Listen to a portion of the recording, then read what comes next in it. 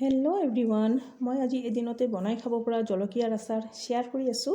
এই আচাৰ বনোৱা খুবেই সহজ আৰু ইয়াত লগা বস্তুকেইটা আমাৰ পাকঘৰত সকলো সময় থাকে, গতিকে যেতিয়াই মন যায় আমি বনাই খাব পাৰোঁ।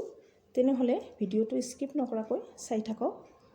ইয়াত মই 100 গ্ৰাম জলকীয়া ধুই ভালদৰে শুকাই লৈছোঁ, যাতে ইয়াত অলপো পানী নাথাকে আৰু ধোৱাৰ সময়ত ডাণ্টি থকাকৈ ধুলে বেছি ভাল হয়। এতিয়া জলকীয়াখিনি মই কাটি লৈছোঁ সৰু সৰু কৰি। এটা বৰ্তনত ঢালি দিলোঁ। ইয়াত মই 4 চামুচ ভিনেগাৰ দি দিছোঁ। ভিনেগাৰ নাথাকিলে নেমুৰ ৰস দিব পাৰিব। আধা চামুচ মই নিমখ দি দিলোঁ। এতিয়া ভালদৰে মিক্স কৰি লৈ 1 ঘণ্টাৰ বাবে মই ঢাকি থৈ দিম। ভিনেগাৰত জলকীয়াখিনি ডুবাই থৈ দিলে জলকীয়াত এটা টেঙা ভাৱ আহে আৰু তেতিয়া আচাৰটো খাবলৈও খুব টেষ্টি হয়। ভিনেগাৰখিনি যাতে জলকীয়াৰ গাতে গাতে লাগি থাকে সেইমতে দিব লাগিব। এতিয়া মছলা মই লৈছোঁ মেথি আধা চামুচ, জিৰা 1 চামুচ, ধনিয়া 1 চামুচ, 4 চামুচ চফ আৰু সৰিয়হ 3 চামুচ লৈছোঁ। সৰিয়হখিনি কিন্তু মই বাকলি গুচাই লোৱা নাই, আপুনি বাকলি গুচাই ল'ব পাৰে।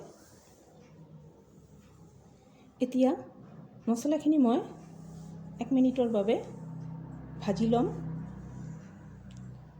মছলাখিনি ভালদৰে ভাজি লোৱাৰ পিছত ঠাণ্ডা কৰি মিক্সি জাৰত দি দিম।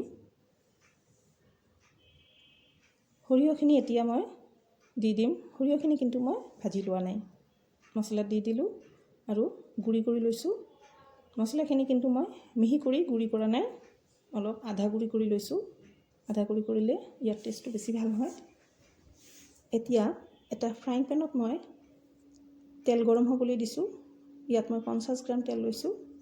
তেলখিনি একদম ভালদৰে ধোঁৱা উঠাকৈ গৰম হ'ব লাগিব আৰু গৰম হোৱাৰ পিছত গেছটো অফ কৰি দিম, তেলটো ঠাণ্ডা হ'বলৈ দিম। এই আচাৰত তেল অলপ কমেই লাগে আৰু শুকানে খাই ভাল লাগে। এই আচাৰ ভাতৰ লগত, ৰুটি বা পৰাঠাৰ লগত খাই খুবেই ভাল লাগে। এতিয়া 1 ঘণ্টা পিছত জলকীয়াত খুব ভালভাৱে ভিনেগাৰটো সোমাই গৈছে আৰু নিমখীয়া ভাৱ আহিছে আৰু টেঙা ভাৱ এটাও আহিছে। এতিয়া মছলা দি দিম। প্ৰথমে 2 চামুচ দি দিলোঁ, দি ভালদৰে মিক্স কৰি ল'ম। মছলাখিনি যাতে জলকীয়াৰ গাতে গাতে লাগি থাকে সেইদৰে দিব লাগিব। এই আচাৰ বনাই 1 মাহ ৰাখিব পাৰিব আৰু যদি বেছি দিন ৰাখিব বিচাৰে তেনেহ'লে তেল বেছি কৰি দি তেলত ডুবাই থৈ দিব লাগিব, তেতিয়াহ'লে আচাৰটো বেছি দিন ভালে থাকিব। মছলা মই আৰু দি দিলোঁ। এতিয়া একদম পাৰফেক্ট হৈ গৈছে। এতিয়া মই নিমখ আৰু দি দিম আধা চামুচ।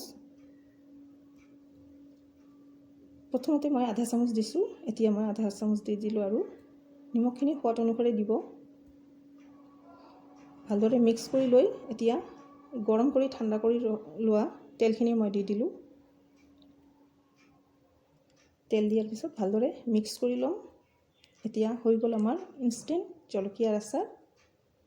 আৰু এই আচাৰ বেছি দিন ৰাখিব বিচাৰিলে বটলত ভৰাই তেলত ডুবাই থৈ দিব, তেনেহ'লে বেছি দিন খাব পাৰিব। আশা কৰিছোঁ ৰেচিপিটো ভালেই লাগিছে, আৰু যদি ভাল লাগিছে তেনেহ'লে লাইক এটা দিব আৰু ছাবস্ক্ৰাইব কৰিবলৈ পাহৰি নাযাব। আৰু আচাৰটো ৰেচিপিটো কেনে লাগিল মোক কমেণ্ট কৰি জনাই দিব। ভিডিঅ'টো সম্পূৰ্ণভাৱে চোৱাৰ বাবে বহুত বহুত ধন্যবাদ। তেনেহ'লে আকৌ লগ পাম বেলেগ এটা ৰেচিপিৰ সৈতে। Bye bye.